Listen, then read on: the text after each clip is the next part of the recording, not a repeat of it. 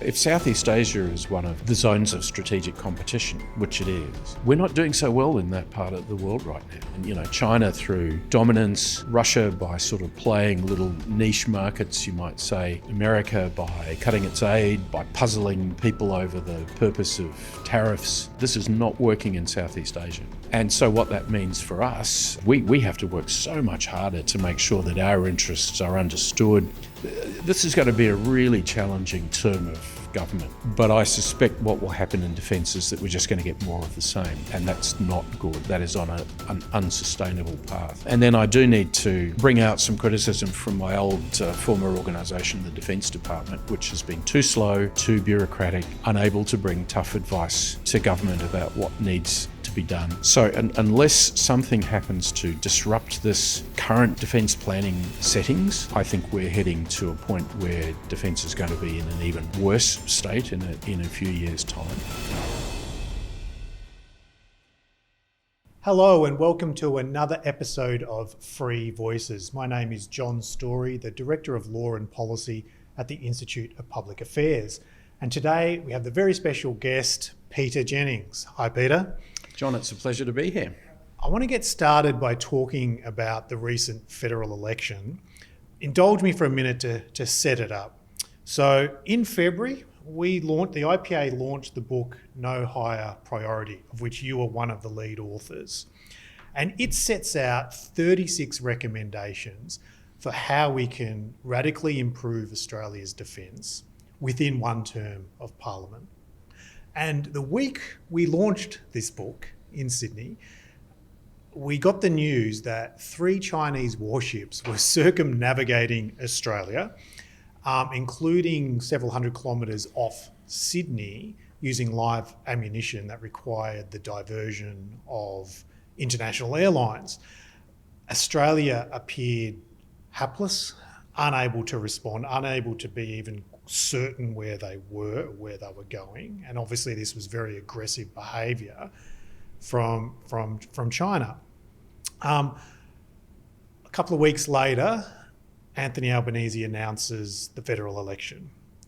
So it was hoped that this election might be a key election in which, probably for the first time in a generation, defence would be a major policy issue debated between the two parties. And even during the election, there was a sort of scandalous news broke of Russia, Vladimir Putin's Russia, potentially wishing to set up an airbase in our near neighbour in Indonesia. The election has come and gone. Defence was barely mentioned. It was barely mentioned. What went wrong? What are your thoughts on the election as it relates to defence? And what is the current state of Australia's defence post the election? Well, John, I think that the tragedy of this particular election was that there really wasn't a substantive focus on any major policy issues whatsoever. We really had both sides of politics, the major parties offering fistful of dollars type bribes to the Australian public. I certainly hoped that defence would be much more front and centre, part of the discussion that was being held, but in a campaign which was largely policy free. I guess we shouldn't be surprised that defence really only touched the edges. I think the coalition, that political entity that used to be a coalition, the Liberal and the National Party, they made a number of mistakes. They failed over the course of 2024 to develop a compelling set of policy offerings. It looked at one point as though they were starting to do that with nuclear power, but that sort of fell away. And the promise of defence policy that might in qualitative aspects be different from what the government was offering didn't eventuate. People kept saying, when was the defence policy going to be released? And Peter Dutton really only did that after the polls had opened for voting, about 3 or so weeks into the campaign, with a promise to spend more money on defence, which was welcome, but without actually saying in any detail what it was that they intended to spend the money on. And then a few days after that, there was a pretty half-baked set of announcements that didn't get much attention about what the coalition would do with the money. And then Labor, for its part, at least on the defence policy side, was kind of running on its record of 3 years in office, but really with no interest to talk about defence at all, because I think the default Labor position tends to be that this is this is a strong point. National security is a strong point for the coalition parties, and therefore they had no interest to deal with it at all.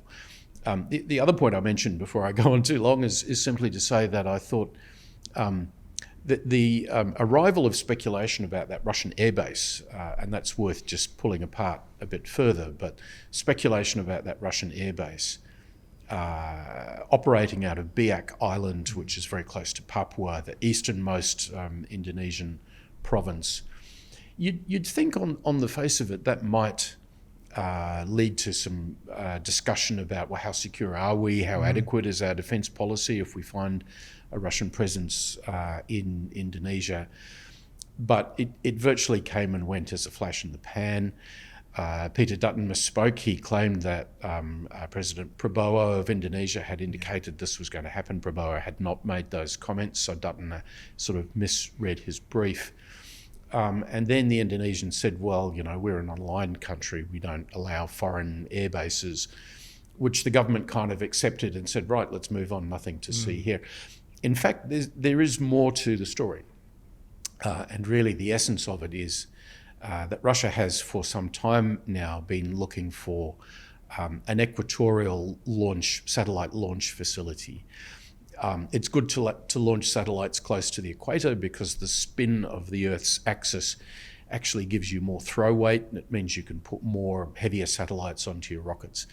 And so something near the equator like Biak is actually a good place for that to happen. Now, the Russians have actually said quite publicly, and the Indonesians acknowledge this, that they're in discussions with the Indonesians about a launch facility. And I suspect the Russian interest in an airbase was really to say, well, we want to have some protective shield around that launch facility because that's a very valuable piece of property. And so this is still something that Australians should be concerned about, because quite frankly, John, if you can put a satellite on a missile, you can put a warhead on a missile. It's a piece of technology that we need to be very careful about how it is introduced into our region. And President Prabowo of Indonesia, surprisingly to some, has an interest in building a closer relationship with Russia under Vladimir Putin. So it was a case of there was some fire where there was smoke, but neither side of Australian politics seemed to be either knowledgeable enough or prepared enough to talk about it seriously in an election campaign. So defence didn't feature, it wasn't a khaki election, but then it wasn't really a policy election at all.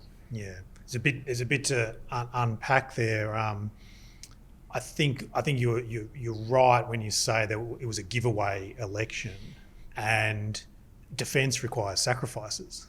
To improve Australia's defence, we probably need to spend more money.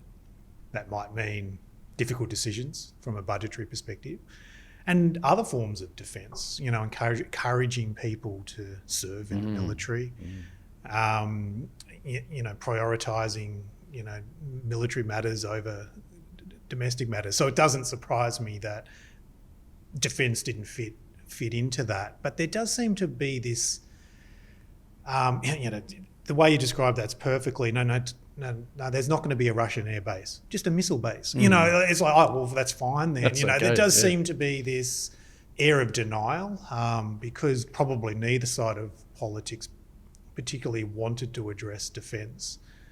Then let's just pretend that there is no issue. But the government's own documents say we're in the most challenging strategic circumstances since the Second World War.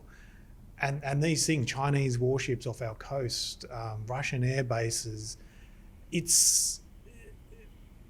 know you can get used to it pretty quickly, but this is a very different security environment to what we're used to. I suppose before we talk about what needs to be done from a defence perspective is like what threats are facing Australia? Well, I think the most obvious threat is the rise of China as an authoritarian country which wants to sort of unseat the global order. And let's be honest about it, the global order is really code for an order that developed after the Second World War, where our closest ally, the United States, was the dominant global power. That's a reality that we were quite happy to live with, an American order. The Chinese perspective is, no, we don't accept that anymore. Their view, Xi Jinping's view, is that the United States is in terminal decline. And they intend to, as the Chinese would put it, sort of resume their central role as the leading order giver in the Asia Pacific. Now, that's a pretty uncomfortable situation for Australia because there's many aspects about China's authoritarianism, the way it tends to bully smaller states around it, the growth of its military power, which we really don't like. And so therefore we have to work out, well, how are we going to deal with that? I think it's also an uncomfortable conversation for a couple of reasons. One, our economy is so heavily dependent on exports to China. Two, we have something like 1.2 million people of Chinese ethnicity in Australia who are Australian citizens.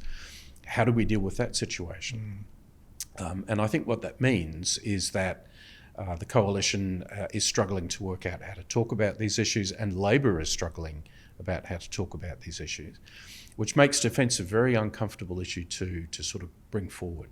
Yeah, there's something I often hear, probably the spokesperson for this position is former Prime Minister Paul Keating, which is China isn't interested in Australia. China's not going to invade Australia. Probably related to that is, why would we get involved in a dispute over Taiwan? And I agree that I can't see the Chinese Navy launching a Normandy-style amphibious invasion of Australia. But I don't think people quite grasp the radical change to Australia if I can go through a hypothetical. China did, through military force, or a degree of military force, take over Taiwan, and either an American-led alliance simply didn't get involved or got involved and lost. What that would mean, and in such a scenario with our current defence, what would happen if China said, Australia, we now control the Asia Pacific, we'd rather like to have a naval base in Queensland, thanks. What would we do? I mean, it seems fanciful because we live in a world where we still believe China is contained and has no interests in us. But China very much has an interest in Taiwan. And if that was done militarily and the West or the allies in the region led by the United States either did nothing, which is quite possible with our current sort of isolationist movement in the US, or failed to protect Taiwan, which might be even worse, where would that leave Australia? It's a very concerning scenario. And then I guess the next question is, well, what can Australia do to be prepared for a scenario where we can't necessarily rely on the United States, or there are aggressors in our region? I'll pose it this way, Peter. If you were Anthony Albanese, congratulations on your win, what would be the urgent tasks? Let's start by the most urgent tasks you would do to start to turn around Australia's defence preparation. Gosh, there's so many things that the Prime Minister should be doing, and maybe he's actually done one of them. Maybe his visit to Jakarta and that private conversation he had with President Subianto for an hour where no staffers were present would have given Albanese the opportunity to raise the issue of the Russian satellite launch facility, to express Australian concerns about that. Or then again, maybe not, because one of the concerns I have about Albanese is that he just doesn't seem to involve himself in the detail of any big policy issues. And defence is not often front of mind in our Prime Minister's thinking. But look, if I was advising him, and I first thing I'd say is read our book, because it was written really to provide a checklist of things that any government could do, many of which I think would be entirely relevant to Labor with their own policy agenda in place. But here's what I would be advising the Prime Minister to do. The first thing is he needs to assure himself that AUKUS is on track. And there's a bunch of reasons why I fear that it's not. I think AUKUS has been left too much to the officials, and it's moving way too slowly. And that's going to cause problems in Washington, D.C., where, an impatient Trump administration wants to see progress and wants to feel that they're not being taken advantage of. So if I was Albanese, I would be going to, a trusted person in the private sector, a Greg Combay, maybe someone like that, to say, look at this for 8 weeks and come back and tell me if it's working well. How do we make it happen? And in particular, that's to make sure that AUKUS just doesn't sink like a stone because it's being run by officials who just don't want to make progress very quickly. The second thing I think Albanese's got to do is he's got to turn to Penny Wong and say, assure me, Foreign Minister, that China is not taking advantage of Australia's position or undermining Australia's position in places like Papua New Guinea, the Pacific Islands. What can we do? What do we need to do in what is very definitely a competition for influence, which I think Australia is losing? And then the third thing, to sort of keep it broad, would be the Prime Minister needs to recognise that the Defence Force is going backwards very quickly, losing military capability because it's being forced through internal budget priorities to cut much of the current Australian Defence Force now in order to fund the future force, what I like to call the fantasy force, John, which is those submarines that we're going to have in 2040. Now, we need to have a stronger Defence Force with some deterrent impact, right? And we need to do this for a bunch of reasons. We need it for Australia's security. We need to be an ally in good standing with the tough Trump administration. And perhaps most importantly, we need it to deter China. I think that, the prospects of a conflict over Taiwan in the region are truly dire. Australians may think that this is going to be a small war in a place far away that we don't have to concern ourselves about, but it will have very direct military consequences from north of Japan to the bottom of Australia.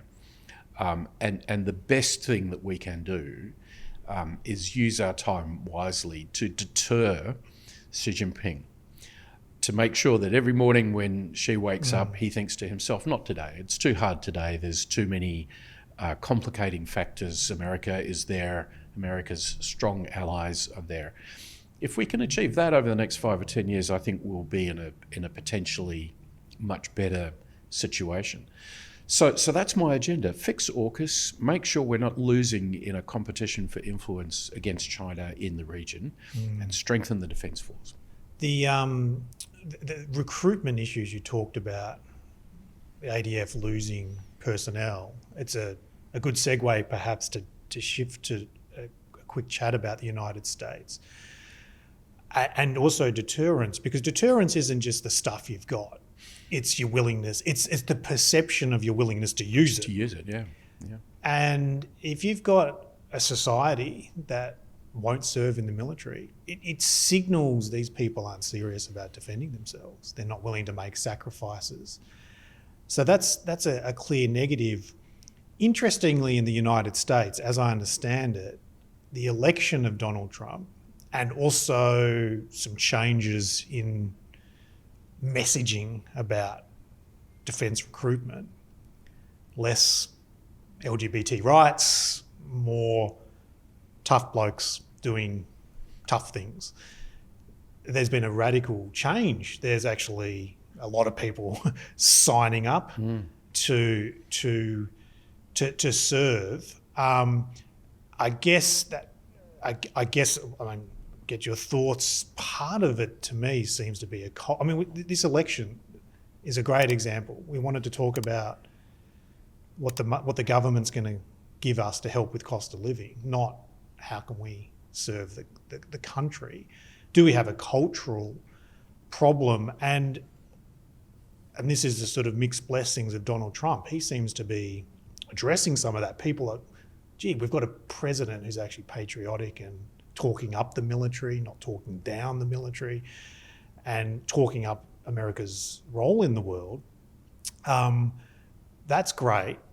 But from Australia's perspective, he also has this isolationist, perhaps not the best ally in the sense of, certainly his rhetoric towards allies, which makes Australians feel, many allies feel he might not be there.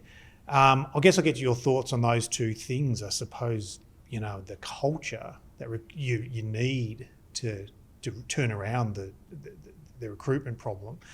And, is America a reliable ally, and what we can do about it? Well, let's talk about recruitment first. There are really some fantastic young people serving in the ADF right now. The Defence Force is a young person's organisation, so we're talking about many people in their mid-20s or indeed younger. And recruitment is often a factor of advertising. I mean, this government had no difficulty finding 41,000 new public servants to join the APS over the course of the last 3 years. Just for the record, that is the equivalent of the entire Australian Army and about 80% of either the Navy or the Air Force. So in one term. In one term, they managed to do that. So they can recruit. So with effort and priority. Now, I do think that culturally there are some problems that need to be addressed here. The fact that, our schools, it seems to me, are teaching young people to dislike so many aspects of Australian society.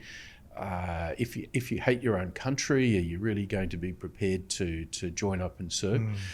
But what I would like to see here is to fix what the government acknowledges is a recruitment crisis inside the ADF. Why isn't the Prime Minister leading that? Why don't we ever see him out at the Defence Academy or going out to Puckapunyal here in Victoria to talk to some people who are going through basic training to join? We need our political leaders to sort of model some of the behaviours which would encourage people to join. If people do join, what they will find is Defence will offer fantastic careers for them. So if you're interested in STEM, if you're interested in artificial intelligence and drones and cool technology, if you're interested in career paths that can take you to some really quite fantastic places, there is no place better than the Australian Defence Force. So we just need to put some priority on it. I see these polls which say that Australians won't fight. I mean, the historical record is when we've been under threat over the course of our history, people have joined up, and I wouldn't have any doubt that is what a young generation would do if they were persuaded that it was a fight that was worth fighting for. But right now, I think what we have is just no effort, no real priority, and that's a tremendous shame. Let's go to the American case. Look, there are aspects of Trump which give me sort of pain and heartache pretty much every day of the week. I do not understand why the president was going after the Canadians, one of America's most effective military partners, one of America's, in fact, the closest economy intermeshed with the American economy. I do not understand why the Trump administration is going after Denmark over Greenland, for example.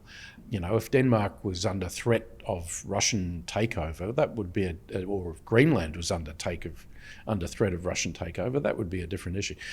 But there is so much of the Trump administration's sort of attack on friends like Ukraine, rather than pushing back against the authoritarian countries like China and Russia, which really leaves me disturbed in terms of the Trump administration. And yet, what do we see? Trump has been more effective than any of the last half dozen American presidents in terms of being able to force the Europeans to be serious about their own security. You know, after 3 years now of Russia's second invasion in Ukraine, the Germans still can't make up their mind about if they're going to treat this seriously from the point of view of a military threat to the European continent. And so I think we all have to give Trump some credit for actually forcing the Europeans to be more serious.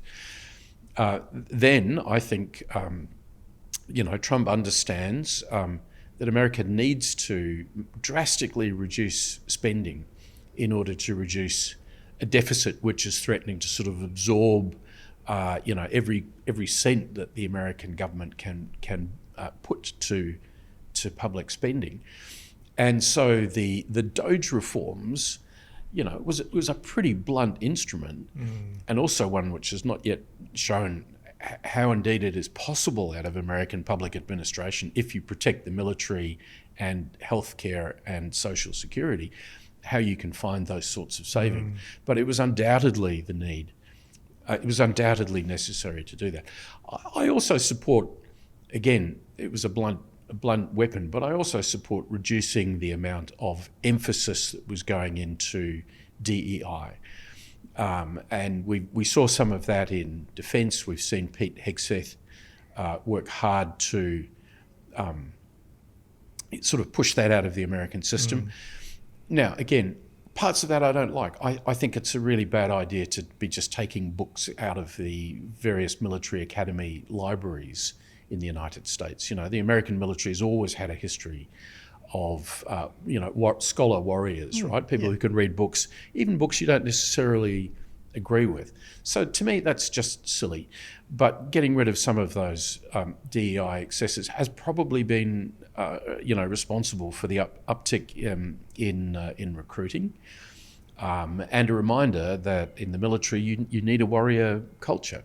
So, Trump is a real mixed bag. There's good, there's undoubted bad. I think as a close ally of the United States, we just have to now reflect on how can we best engage with the Trump administration to look after our interests. Yeah. And I do fault Mr. Albanese here because he has failed to make those contacts. Even on as small an issue as did you reach out to J.D. Vance in Rome when our Prime Minister was there at the Pope's inauguration just a week or so ago. You can't tell me that Albanese couldn't find a way to actually have 5 minutes with Vance as the American Vice President. For Albanese to say, well, I'm Prime Minister and so therefore I don't deal with more junior elected officials, what nonsense. I mean, Prime Ministers will deal with Secretaries of State and US Secretaries of Defence. Of course, they'll deal with the Deputy Prime Minister. We've all seen images of Albanese working his way around a G20 table or an Asian summit table to say hello to Xi Jinping. So he can't find 5 minutes to talk to the American Vice President. That's just crazy. So I get back to my earlier point to you that, one of the first orders of business for this government is to work out how to deal with the Americans, particularly over AUKUS.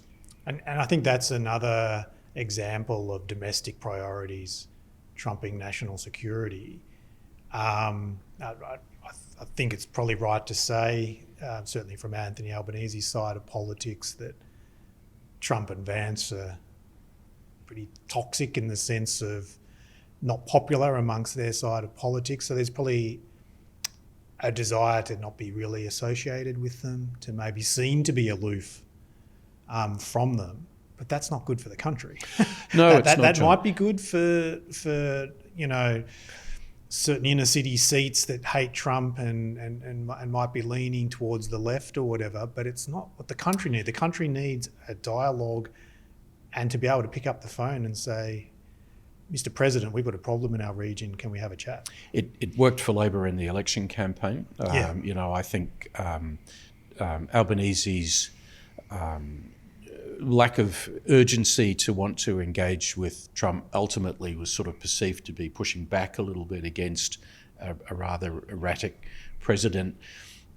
They also, I think, in a very scurrilous way, kind of tried to present Peter Dutton as being Timu Trump, right, like a mini Trump. A less Trump-like individual would be hard to find, frankly, than Peter Dutton. Yeah. But hey, it worked for Labor in the campaign. We wish. But now they have the challenge of we've got to deal with the Americans. And let me share briefly another irony with you in the great friendship that, as we are told, has evolved between Albanese and Prabowo Subianto. Okay, so Subianto is president of Indonesia. He was previously a general in the Indonesian military about whom very serious concerns were held about human rights violations in Papua and East Timor. So bad, in fact, that he was banned from, Subianto was banned from travelling to the United States. That changed when he became defence minister under the Jokowi government. The Americans pragmatically said, we now have to deal with the guy. But, this is an individual with a real strong man, tough man reputation inside the Indonesian military and political system.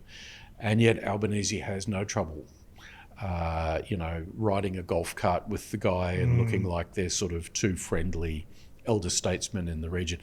It's all kind of just over the surface, rather glib. I don't expect Albo to have to like President Trump or J.D. Vance. I don't expect Trump or J.D. Vance to have to like Albanese, but I do expect them to work out how our two countries can work together, as we've done effectively for a century, really, in terms of national security. And that's the responsibility of our Prime Minister. He has to work out how to do that. Before we turn back to more close to home issues, we'll stay on the sort of foreign policy sphere, and you mentioned tough man, sort of foreign leaders, and no one probably symbolises that more than Vladimir Putin. Amongst the various defence concerns that, to the extent they do get discussed in Australia, affect Australia, Chinese warships and whatever, probably one of the most concerning things was Xi Jinping's recent visit to Moscow. So I agree with you. I wish Trump, perhaps, at least in his rhetoric, was a little more mindful of long-term allies and perhaps a little more firm with dictators and long-term competitors. However, it's undeniable that it's not a good state of affairs that Russia and China are coming so close together. Now, whether Trump's dalliance with appeasement with Putin is the best way to deal with that, I'm not sure. But what are your thoughts about the Russia-China relationship at the moment? Well, it's as close, really, as I have seen in my professional life. There was that period of the so-called Sino-Soviet split, where the two countries were parted over a number of years. But Xi has made a particular thing of building a personal relationship with Putin. I think there's now a claim that it's about 40 dialogues that Xi and Putin have had since Xi became General Secretary of the Communist Party in 2012. So there is no other world leader that Xi Jinping knows more closely than Putin. And I think that although people often say, well, look, there are kind of structural factors at play, which means that the Russians and the Chinese are always going to be suspicious of each other. Yeah, that may be true, but in fact, there is no more closer and effective partnership than now exists between those two countries. When Xi went to Moscow, he was there to attend the 80th anniversary celebrations of what the Russians call the Great Patriotic War. He released with Putin an 8,500 word statement of a kind of a summary of how Russia and China view the world. And if you look at it, the extent of cooperation that's being anticipated is amazing. In terms of what these two countries are doing. Now, one might say Russia is accepting a subordinate position. Yes, it is actually, but it's doing that in order to have China effectively be the economic saviour of Russia at a time when so much of the rest of the world is sanctioning Russia over Ukraine. And so I think this is going to continue. And I think, to bring it back to the satellite launch facility, the potential of a satellite launch facility in Biak, I think we're actually seeing an element of Russia-China cooperation play out in Southeast Asia as well. So the two countries have exercised in maritime exercises in the South China Sea. Russia still has a relatively closer relationship with Vietnam, which China cannot have because of the historical enmities between those two countries. And I think in some respects Russia has the potential to be closer to Jakarta than China because of Indonesia's own history of dealing with the Chinese, particularly the Chinese Communist Party. So I think what we're seeing in Southeast Asia is a kind of sharing of effort, Russia and China kind of promoting each other's interests where it suits them to do so. And what that means is that the threat that Australia is facing is not just a threat from Beijing, it's a threat from sort of an authoritarian challenge. And let's also throw into that mix North Korea, which has become a supplier of troops as well as ammunition to the Russians, and Iran, which is a supplier of drones to the Russians. And so it's the impact of these four countries working together, I think, is one of the newer factors in international affairs that, Australia should be smart enough to be paying attention to these developments and not just narrowing in on our sort of nearer region. Yeah, I think that's the concern. I mean, I don't think Russia's about to invade Australia or anything, but the closer cooperation with China could empower China, embolden China to explore other things. I mean, it's lost in history to an extent, but I think the great achievement of Nixon and Kissinger was to facilitate that wedge between China and the Soviet Union. And suddenly the Soviet Union had someone else to worry about, and it relieved some of the pressure on Europe because they had to worry about China as well. If China has Russia in its back pocket and other allies, I think they're going to feel we might never have it so good. We might never be in such a good position, which is quite concerning. And that's Xi's line, which he uses whenever he sees Putin. He says, we're seeing strategic change in the world of a type that we haven't seen for a century, and we're driving it. Yeah. That's the Xi line to Putin. And so I think what that means is that they're not about to be pulled apart, particularly not by a Trump administration. And here we come to one of the downsides, I think, of Trump's kind of flashier foreign policy. This is not working well in Southeast Asia, for example. And, one of Prabowo's interests in Indonesia getting closer to Russia is to precisely put a bit more distance between Indonesia and the United States and China too.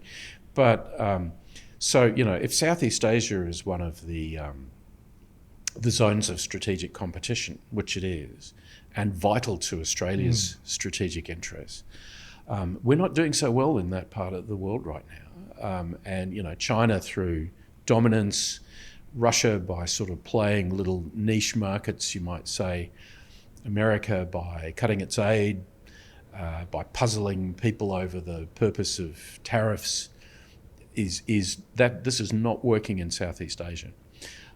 And so what that means for us and for countries like Japan is we have to work so much harder to make sure that our interests are understood and that we have a voice at those tables in Southeast Asia. This is going to be a really challenging term of government for any Australian government to kind of rescue some capacity of being able to influence our friends in the region.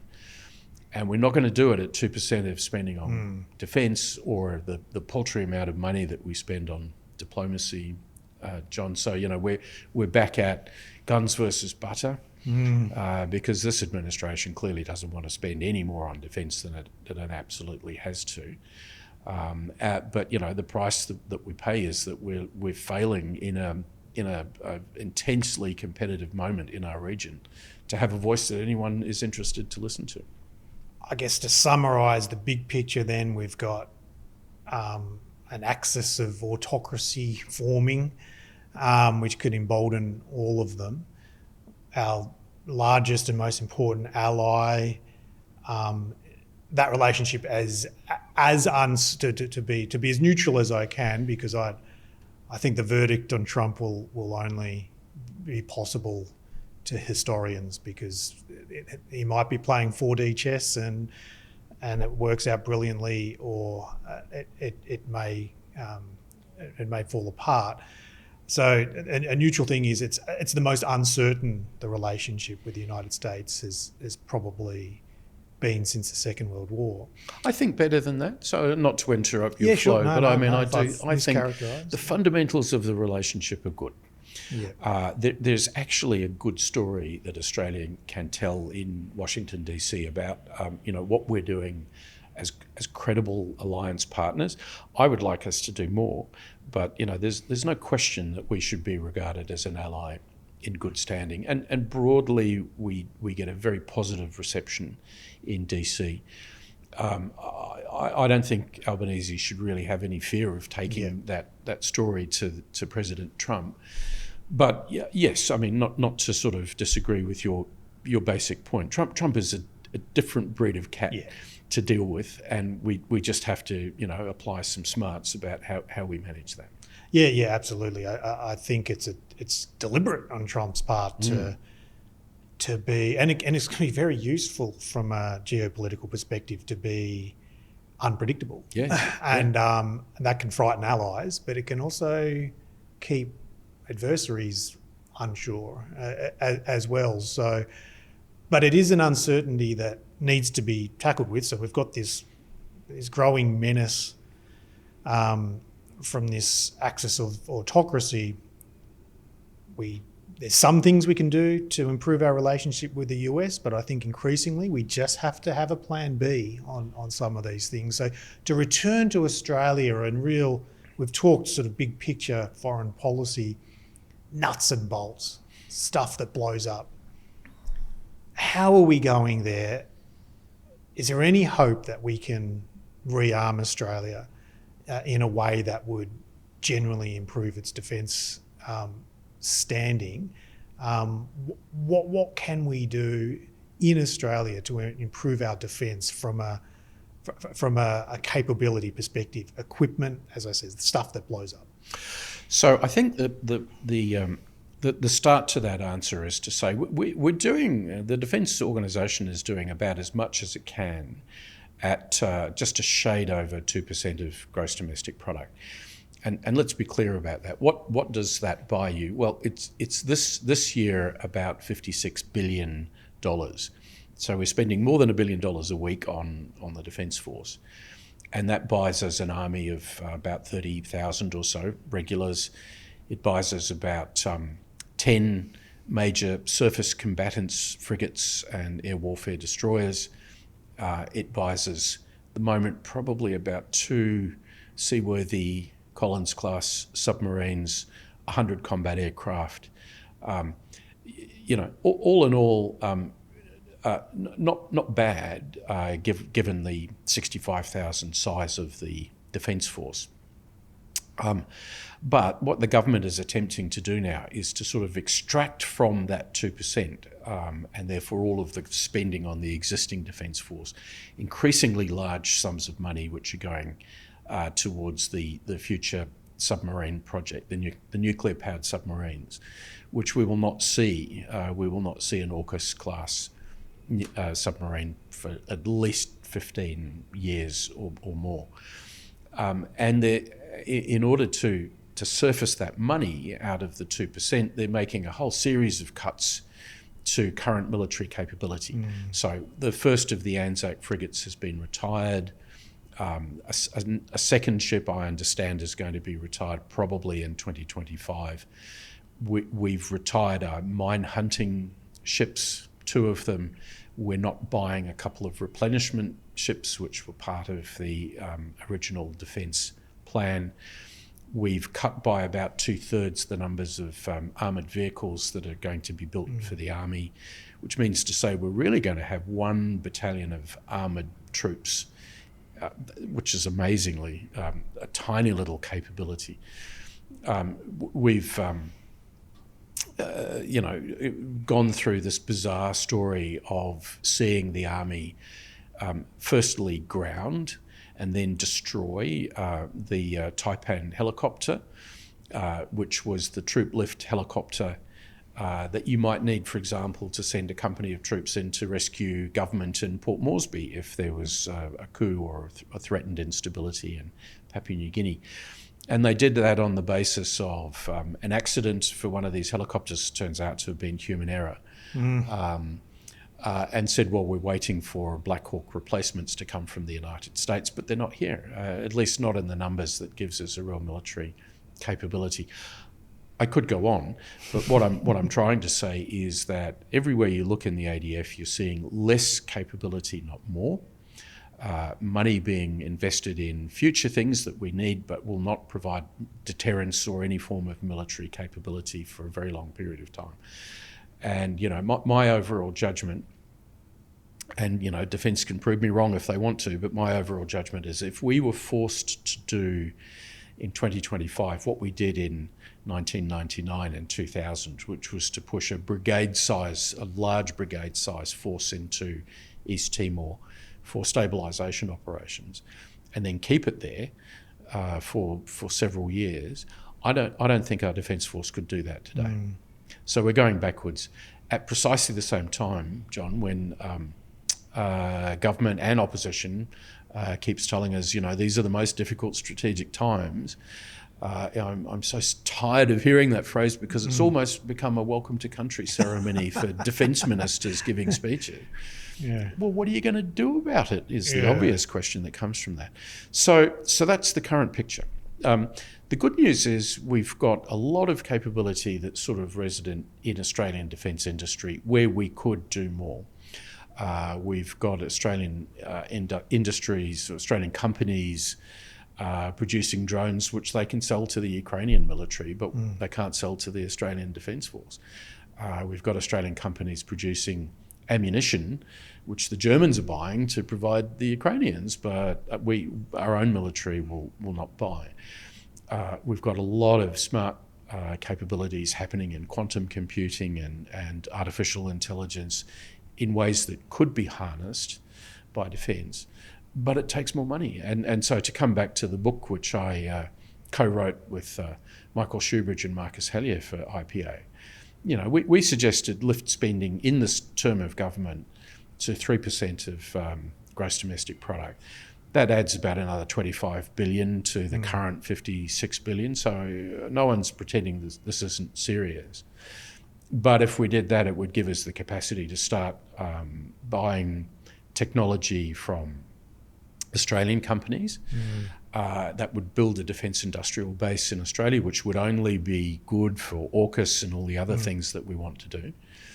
And we need to buy some technology, most likely from the United States, actually, and I don't think that'll do us any harm with President Trump, but we need to do things that give us, bang for the buck now in the second half of this decade, and not just be obsessed about the fantasy force for 2040.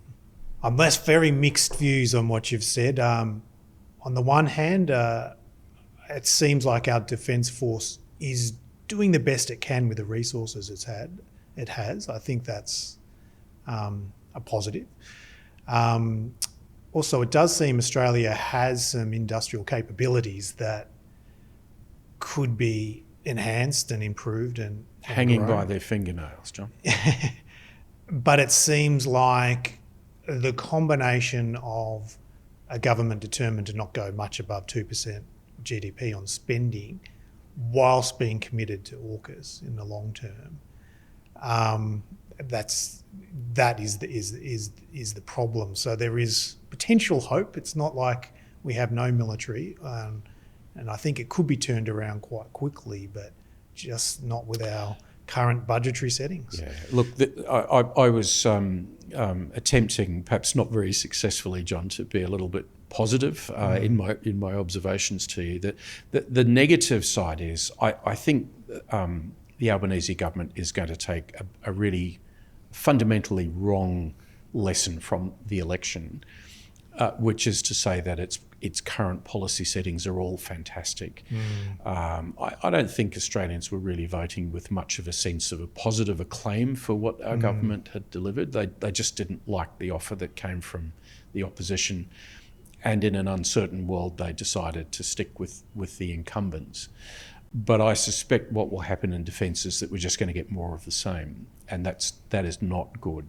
That is on an unsustainable path. And then I do need to bring out some criticism from my old former organisation, the Defence Department, which has been too slow, too bureaucratic, unable to bring tough advice to government about what needs to be done. You know, Defence is sorely in need of some Trump-style disruption. Including, as we suggest in our book, that we now need to reduce senior officer numbers by at least a third, quite dramatically. We have one of the most overgeneraled defence forces in the world compared to the Brits or the Canadians or the United States. That all needs to go because it's creating a morass of slowness where decisions can't be taken. So unless something happens to disrupt this current defence planning settings, I think we're heading to a point where defence is going to be in an even worse state in a few years' time. And historically, I mean, you're an historian. You know, if you look at it, what is it that's caused Australia to do things differently in terms of defence? It's the shock of strategic surprise. And I think, by golly, we're going to be in for a few of those in coming years. What do we need to be thinking about and talking about that we're currently not thinking about and talking about? Your final words, is there anything?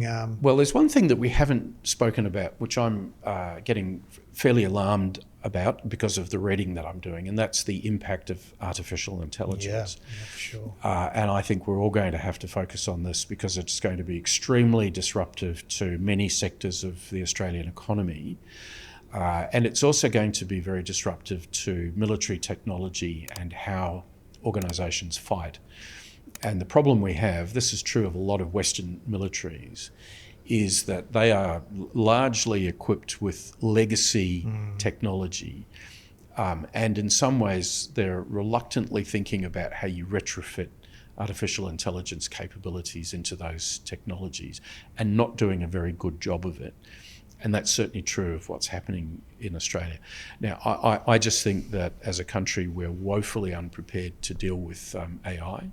We don't have the power generation capability that's going to be necessary to actually support a vast uptake of AI use. That is not going to happen in terms of the Australian grid.